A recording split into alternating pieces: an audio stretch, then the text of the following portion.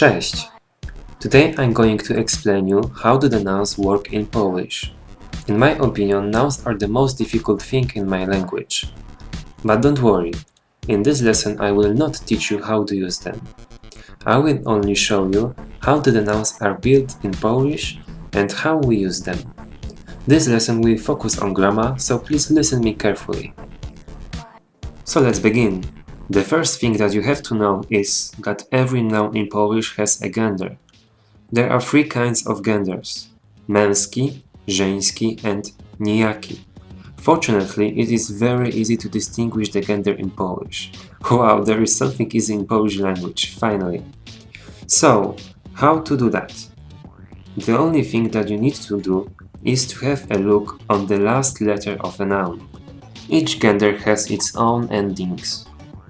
Żeński a, mama, nijaki o, okno, and męski consonants, dom.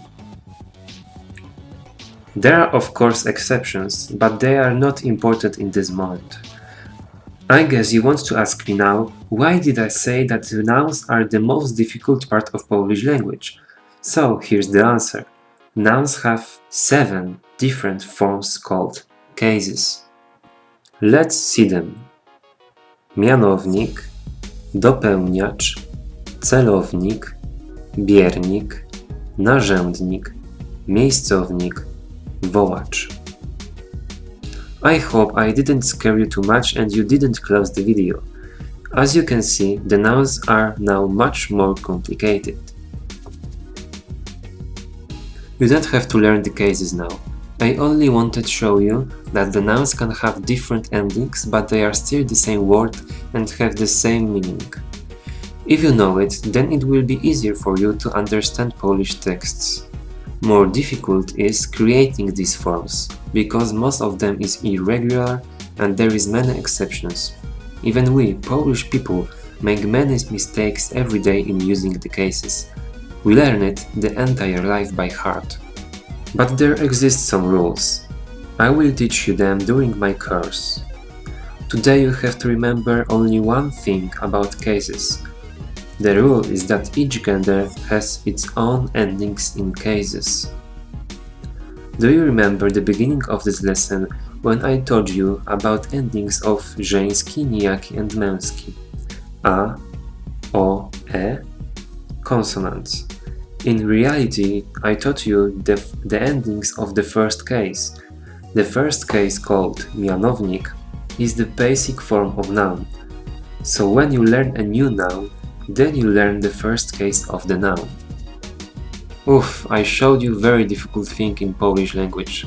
I guess that now you would ask, for what the cases exist? What is the usage of the cases? It is a difficult question. Above all, the cases inform us about connections between words in a sentence, how they are related to each other. I think the best way to explain it is an example. Firstly, you must know these two words: mama, mother, and książka, book.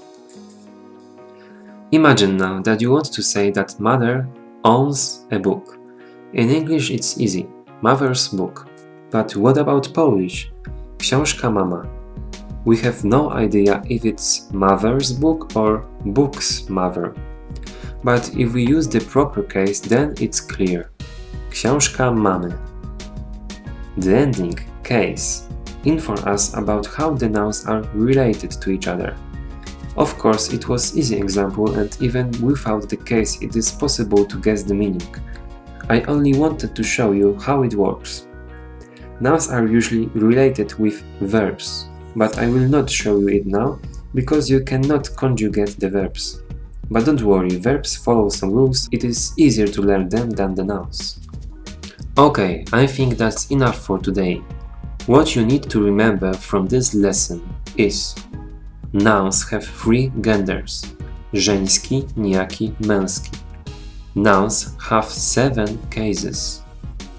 Each gender has its own endings in each case. The basic form of each noun is called mianownik. and it is the first case.